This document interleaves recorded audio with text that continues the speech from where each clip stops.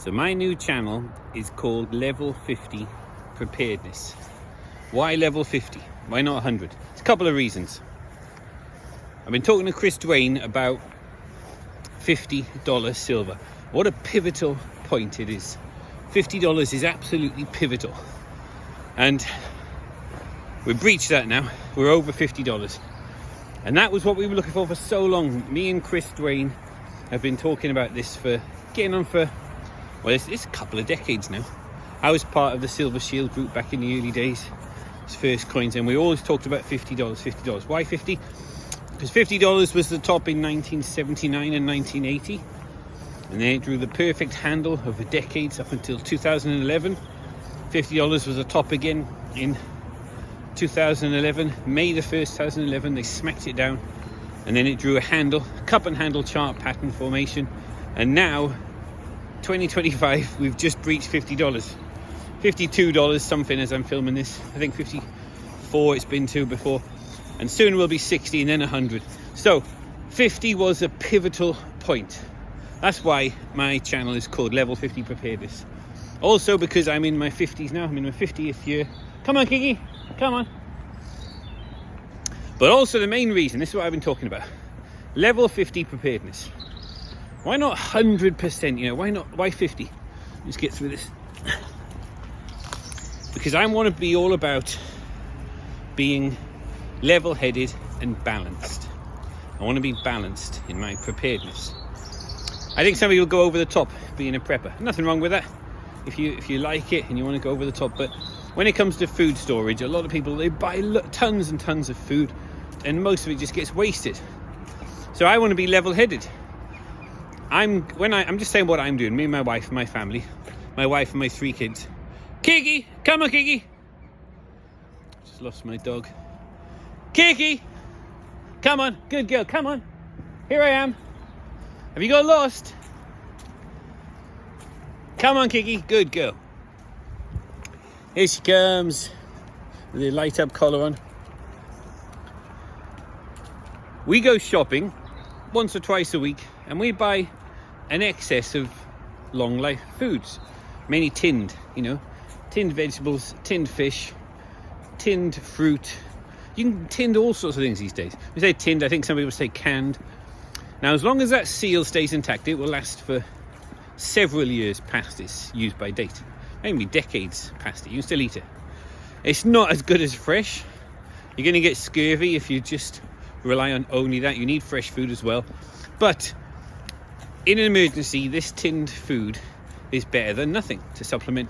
If there are food shortages coming up, I think there will be food shortages. I really think there will be. When I say food shortages, I think it's going to be a shortage of good food, and it's going to be very, very highly priced. So we're approaching very big inflation soon. If you buy an excess of tinned foods now and long life foods, and you rotate it, so you eat the oldest one first. I've got some I was buying during COVID that are still sitting there, so I'm going to start eating that now. We're going to start eating that, and the new stuff we buy will go in its place, and you keep building up more than you're eating, so your food storage is increasing. And I think that's level-headed. That's not over the top. Some people go and buy thousands of pounds worth of these pallets from these survival companies. There's no need for that. Just buy regular, normal food that you would be eating anyway. But you've got to supplement it with real food. So this is where trapping and hunting comes in. Now, I'm a professional trapper. This is what I do for a living. I work in pest control. And I love bushcraft, trapping. But again, don't go over the top. You want to keep level-headed. Keep a level-headed approach. Now, I've got rifles, I've got crossbows, I've got pistols. We've got all that, and the slingshots, and I've got all kinds of hunting weapons. But you know what? My weapon of choice lately has been a simple blow dart gun. Why? Because the laws are getting very, very difficult, what you're allowed to carry, what you're allowed to hunt with. And the blow dart gun is probably the most inconspicuous weapon you can have. Keep it as a simple tube, and you keep your blow darts hidden in a little pack somewhere in your pocket. If you get stopped and searched, what's this? you know, or it's a pea shooter, you know, if it comes up, or they might even know it's that, you know, you can just, you know, it's just a chew, or it's a bit of pipe, you know. It's a lot more inconspicuous. You're not going to get arrested. And I have been arrested before for hunting in a place where it wasn't supposed to be. And it's not that big a deal when I got arrested. But I think it's getting more strict now these days. So that's why I like a simple blow dart gun for small game. Small game primarily for me is squirrels and pigeons. Those two. Or can I just say birds and rodents? Birds and rodents. And there are loads. And it's so easy. And I know it's short range. My blow dart gun, I've got a couple. The small one I carry with small darts, and it's just a nail with an earplug. You just push a nail through an earplug. I've done videos about it before, and that is your, you know, you can buy a box of them for very cheap. Don't mind if I lose them. And all around here there's pigeons and squirrels, very easy, and you can get quite close to them. It's short range, it's not a very long range thing. And my dog will eat what I don't eat. Won't you, Kiki? If I eat the pigeon breast and the... Well, there's two ways to do it with pigeons. You shoot a nice pigeon, head off, the dog will eat that, no problem. And you can skin it, feather it, and gut it. And you could just do the whole and cook the whole, but I wash it really well. Put a nice bit of like garlic butter, put it in the oven. It's lovely. But it's a lot of preparation. The easiest way is if you shoot several pigeons, just cut the pigeon breast off each of them. There's no gutting, bleeding, and it's all so easy. And you've got a bucket full of pigeon breast to make something with when you bring that home. And the dog can eat the rest of it. The dog's quite happy to eat that. Same with rodents, or let's just say small game. If you skin it, you throw the skin to your dog, he would love that. The human's stomach digestive system cannot cope with it. Dogs can. It's different. A dog will eat the skin of a rabbit and he will poop out a fur ball, and it's no problem for him, but of course humans can't do that. So I said before about tinned food, long life food. You're going to get scurvy if you have no fresh food. The simple solution, all the men in the scourge of the sea, when they were eating all preserved long life foods, tinned food, they're all getting scurvy. All I had to do was eat a bit of fresh meat. If you could have clubbed a seal, if you could have eaten nice fresh seal or fish, just any kind of fishing. And so I'm storing a lot of tinned fish because it's so cheap in bulk. I think it's 45p for these nice sardines in tomato sauce for one. 10 of those for £4.50. And if you buy another 10 every time you go shopping, eat the old ones. I got some from during COVID that are very old now. Eat those up. That is a nice, with a bit of salad, nice fresh salad. It's a nice little meal. Very healthy, very cheap, and I'm storing loads of those. But again, that's not fresh food. You need fresh food as well. So I think do hunting and trapping. Now trapping is so much fun. I like simple snare traps or snap trap, you know, like the big old rat traps with a snap. You know, you'll get squirrels, rodents with those. I personally wouldn't eat rat, but my dog loves them.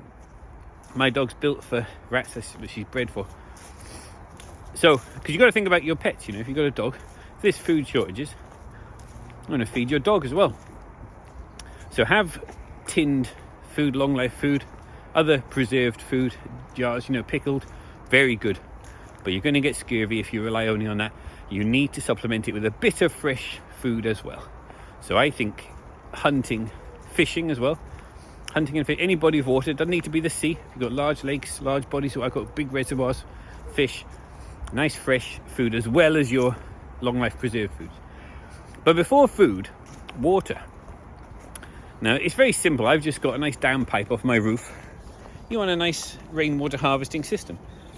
If you turn on the tap one day and there's no water there, or you're not sure if it's safe to drink for some reason, to be able to have a rainwater harvesting system is very prudent. So those two, I think, you know, keep in mind preparedness, level 50 preparedness. Don't go over the top, keep level headed, but you've really got a sense of centeredness and sense of security if you've got these plans in place. Rainwater harvesting, and think about possible food shortages. After that, energy. So I've got a very simple solar panel. I showed it on my other YouTube channel. Solar panel and battery bank. The technology is getting better and better all the time. Mine's just a fold-out portable solar panel. I drive an electric car. I can bring it with me in the electric car, and a battery bank that I can charge my car from. But of course, these days it's easy to find somewhere to charge up your battery bank. You know, I go in any cafe, coffee shop, anywhere like that, any services, just go in and find a little seat somewhere with there's plugs all around the sides for cleaners to use to plug in their vacuum cleaners. Just plug in your battery pack and leave it there a couple of hours, you're fully charged. And that's for what if one day you wake up and there's no electricity, big power cut or intermittent electricity, to have that there as an option. Now I know it's freezing as I'm talking today. This is proper frosty weather, UK frosty weather, and I think have a good wood burning, and I've got a wood burning stove in my place. You can buy portable ones, you take them down, you don't need them in the summer. But for heating your home and for cooking, for boiling water and for cooking a nice broth, if you catch some pigeons and squirrels, make a nice bone broth, you know, and have a wood burning stove. That comes under energy. So those three things: water, food, energy, solar panel, battery bank, wood burning stove. And I think that's all you need. You know, once you get these plans in place, that's level headed, that's level 50 preparedness. You don't need to go over the top. What comes after that is what I talk about a lot, is silver. I think silver is, that's why level 50, because we've breached $50 now. I don't think it'll ever go back under 50 ever again. $50 per ounce. That was a high in 1979, January the 1st, 1980, May the 1st, 2011, and here we are, end of 2025. Here we are now, over $50. It's an incredible buy. Silver is an incredible buy. There's two rules with silver investing. You've got to buy real, that's the first thing. You know, don't buy paper or digital products. You've got to buy real silver that you can test. You bring it home and you test it to make sure it's pure silver. And the two rules are, you never store at home or in a third-party storage system. So never in a hotel or bank vault or any kind of storage vault like that. If you don't hold it, you don't own it. So what do? You think like a pirate. This is what Chris Dwayne says. You bury it away from home. You have several survival caches. Me and my son have had several now. Where you're buying silver regularly. I buy small amounts, and when you've built up a nice little amount, you don't have too much at home. See, I've got a little bit at home, but not much. When you build up a nice little amount, you do another survival cache. You work out where you're going to do it. You dig a big deep hole, and I put several things in here. You know, this is on our way to our bug out retreat. So I've got extra walking boots in there, survival supplies, bivy bag tent. I got hammock in one of them and tarp, knife, and good warm clothes, things like that to keep your family. I've got survival little bivy bag shelter in there, and that's where you put your silver as well. One day and some long-term food as well. I got the tins of fish, tins of vegetables, I got little tins of broth and things in there, as long as it's all waterproof. Now there's this company called the Dirty Man Safe, which is for this. You can buy a Dirty Man Safe. It's like a container that you bury, really. I think it's absolute waste of money. You do not need that. You know, you just put it in bags if you like. You know, you can just chuck it straight in the ground if you want. Think about corrode. The tins of food, you want to keep them so they're not going to corrode. But it's not hard. So you don't have to buy an expensive Dirty Man Safe, which is just a box or a tube. You can figure that out yourself. But bury it in places where you can find it by dead reckoning if you want. That means just with no electronic or no navigation equipment, just find a spot 50 yards southeast of this, you know, or something like that. X marks the spot. Think like a pirate. That's what Chris Dwayne says. But I think also have GPS coordinates of it, latitude, longitude, and also use the What3Word app. That's another way to find it again. And have loved ones know where these survival caches are. This is my life insurance for my loved ones. I haven't got any paper or digital life insurance. I got no insurance whatsoever, you know, paid for in that system. I'm all completely out of the system. This is private and anonymous. If anything happens to me, my loved ones can find these survival caches. And that's what I really recommend. You keep buying silver and storing it for the mid to long term. How long? I don't know.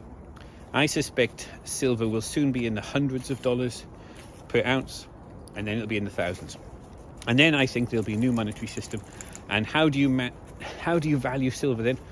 I think it's going to be very highly valued. The purchasing power of silver will be very highly valued, and you want to spend it slowly, or borrow against it, or rent it out. The banks are leasing silver off people who have silver because they're so desperate for silver. So that's what level 50 preparedness is all about. Balanced, level-headed approach. Maybe nothing will happen. Maybe there'll be a nice smooth transition. I mean, I think when I say nothing will happen, I do think 100% the current monetary system is unsustainable. It will not be sustained. So that is going to happen. But what the central planners want is a soft landing and a smooth transition to digital, central bank digital currencies and digital ID. And maybe it will be smooth. I don't think so. I think it won't be smooth. I think it'll be chaos. I think there'll be several attempts to rejig the system, and it will be chaotic, involving war and terrible things, loss of life and huge disasters and massive consequences. But I might be wrong about that. It might be a relatively smooth transition to a new monetary system, and all this prepping was for nothing. You know, I mean, you're still going to do well with silver. You're going to do very, very well with silver. But I don't think things are going to go Mad Max. I don't think things are going to go crazy. And I don't waste an ounce of time worrying about it. Don't have anxiety about this. This is why you be a level 50 prepper. It's so that you don't have anxiety. Don't worry. Good girl, Kiki. Keep a level-headed approach. You don't need to go over the top with your preparedness. Nice balanced approach. If you've got rainwater harvesting, you've stored a reasonable amount of food and prepare. You know, we've all got go bags, your torch, your got solar panel, battery bank, plans in place, and stored a reasonable amount of silver. Kiki, come on, Kiki, good girl. Here she is. Come on, Kiki, good girl. And now I want to talk about having a backup plan, bug out location. What if it is wise and prudent to bug out? If it's not, you know, if there's no reason to bug out, then don't. You know, bug in. If bad things happen, if you've got all your preps in place, you've got a wood burning stove, you've got water, rainwater harvesting, you've got rainwater stored up. So what if electricity goes off and there's no more water? Maybe there's rioting and looting, complete breakdown of this civil unrest, you know. There's looting, the shops get smashed up, you know. But still, it might be prudent just to wait where you are. Maybe. Depends. Or is it going to get far worse? Maybe it's best to bug out. Depends on the situation. But plan A, bug in. Stay where you are. Try and stay where you are. And be inconspicuous. Don't draw attention to yourself and just try and ride out the storm. Or have a bug out plan. So, long story short, here's my bug out plan. My preparedness. Level 50 preparedness, which is not over the top, I don't think. I'm currently in a high population in the UK, high population area. For many reasons, we're here now, just renting a place, temporary. And work is going well, the kids' school, college, and the education's all going really well. They're both home educated and secular education, but their primary education is at home. But they do go to school and college, things like that, as well as the home education. And that's all going well. My wife's job's going well, my job's going well, I'm a pest controller. And this is our plan A, and we're renting a place. And then we've got a bug out survival location in the countryside, and we could walk there. It's a long way away, mind. It takes 10 days to walk there, but we've got caches on the way, and me and my son have done it in less than 10 days, but with my wife and daughters it would take more than that. But we could walk there, but hopefully it's possible just to drive there or get, you know, other transport there. And I've got that place in the country all set up ready in a very low population area in the middle of nowhere. But my wife doesn't want to live there all the time, understandably. But we've got that there for holidays and as a bugger location. Got a high population area for living now, a low population area in the country. But what if it is prudent to bug out to another country? What if that's the case, Kiki? Where would we go? Well, my first choice is Japan, and I'll tell you the reasons why. It's the safest place I've ever been to, and everyone says this, it is the safest. You know, My little girl can walk down the road at night time and she can go to the shop on her own, no problem. Not many places in the world that is true. But it is so safe and stable, and everyone's so polite, and you're not going to get ripped off. You know, you can trust companies more. It's so much better in so many ways. Food is amazing, the people are amazing, the lovely country to live in. So those factors. But the main factor why I chose Japan, this is what I'm coming to now, you can get a free house in Japan. It is not only possible once you know what you're doing. It's easy when you know how. As in anything in life, it's easy when you know how. And we've been helping people how. I've done it a few times. Long story short, the population of Japan is falling by about 1 million people every year. Plus they're still building new houses. So there's all these houses. There's already tens of millions of empty houses in Japan that are going to rack and ruin. They're just going to have, soon nature will take over, trees are going to grow up through them, and they'll just go to rack and ruin. And there's a million people less population every year. There's many more lovely empty homes, and some of them are beautiful. Some of them are really beautiful. A lot of them were built in the boom times in the 90s. The 80s, 90s was an incredible boom in Japan where land was so valuable, and people built these incredible houses. Those people have either died already or soon they'll be dying, and their nearest surviving relatives do not necessarily want to inherit them. Why? Because there's very high inheritance tax, and you have to pay land tax once you've inherited it, once you own it. And what me and my son do, we teach people. We've got a company, Tokyo IKEA Tours, or Japan IKEA Tours. Primarily we concentrate on the outskirts of Tokyo, but all over Japan this is true. You can find an area where there's lots of empty homes that you like. Hopefully, you know, not too far from Tokyo. Like the place we like is called Atami. 45 minutes on a fast train back into Tokyo, full of empty homes, absolutely loads. We've been exploring there, so many, and that's where we've got ours, and we're building a little community there it's a bug out community. If you'd like to be involved in that, we can help you find one of the empty homes. What's involved? You choose one, and you're going to have a lot to choose from. You choose an abandoned empty home.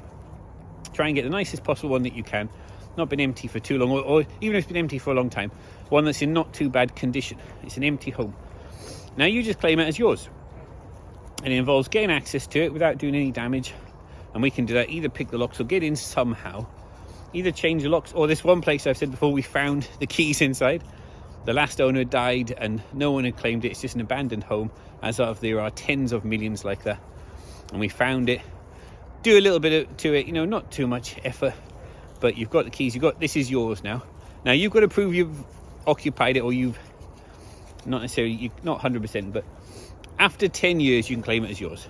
And it could be 10 years or it could be 20 years if there's a challenge to if you try and claim it as yours after 10 years, then you have to wait another 10 years. Maybe there's a challenge to it, but I don't think there will be, because there's so many empty homes in Japan.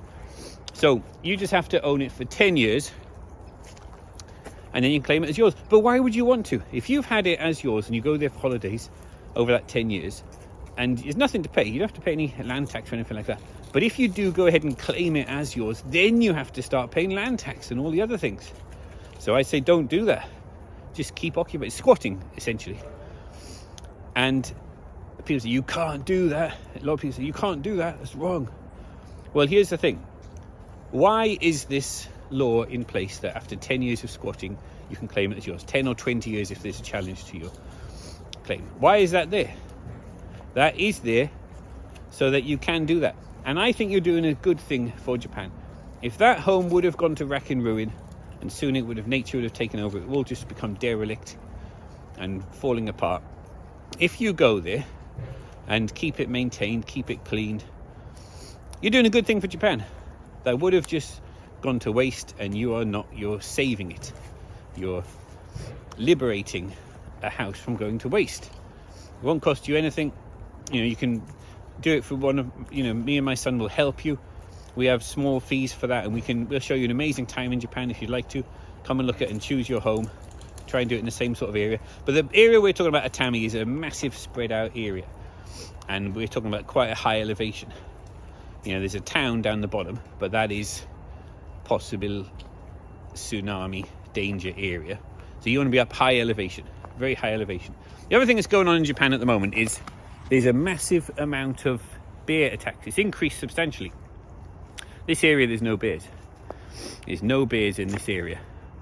But it might be in the future, I don't know. But there's wild boar and a few things like that, so we can set traps, trapping and hunting.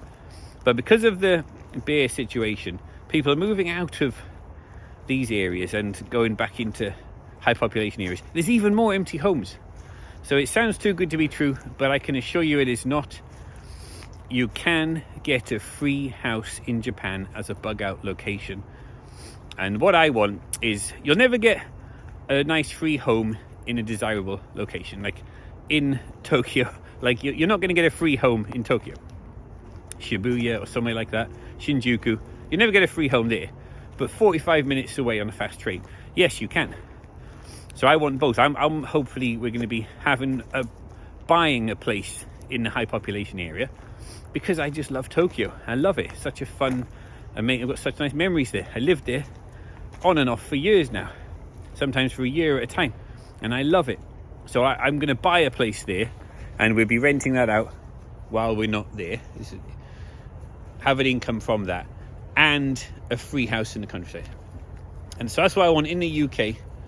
I want a place in a high population area and a place in a low population area to bug out to in the UK. And in Japan, I want a place in a high population area and a place in a low population area to bug out to. And you can get many of those easy.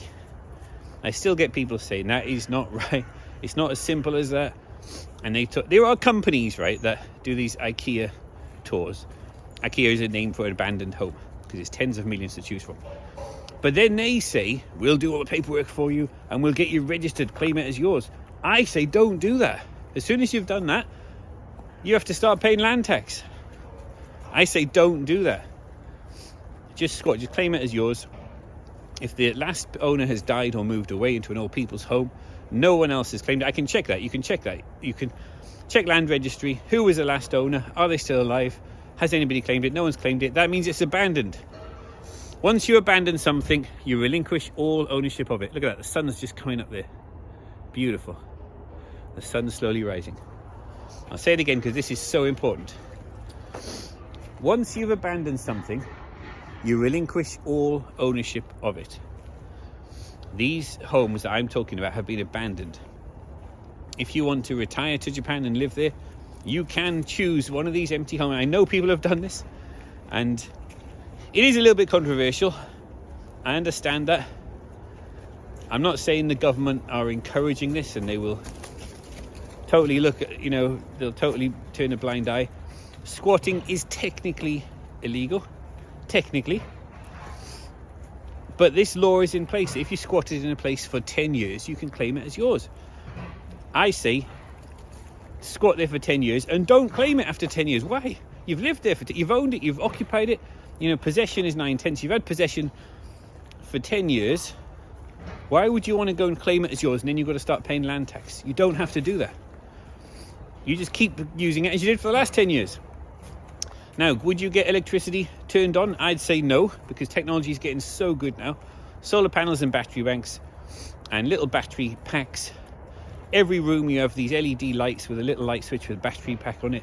You have your fridge, your microwave, all your kitchen utensils run from a battery bank with a solar panel on the roof. I think removable solar panels, because I'm not going to be living there 100% full time. I will take it away with me when I go. Leave it. So I say don't have electricity turned on. Water is pretty much free everywhere. These mountain communities, they've just got water. It's usually mountain water. You have to pay for that. That's just there. And sometimes you might get an onsen if you've got the volcano heats hot water. But usually there's a local onsen. I love Japanese onsen. And then you've got gas for heating. You can have a wood stove if you like, a nice wood stove, and gas for heating.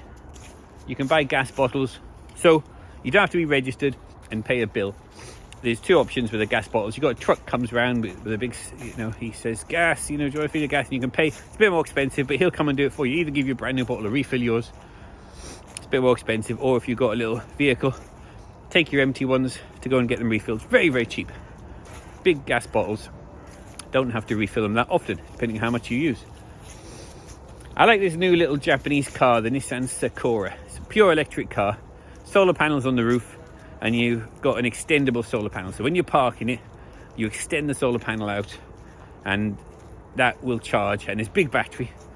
And I think you could run the house off that. You know, you've got vehicle to load so that you can have the lead coming from the solar panel, from the car to the house.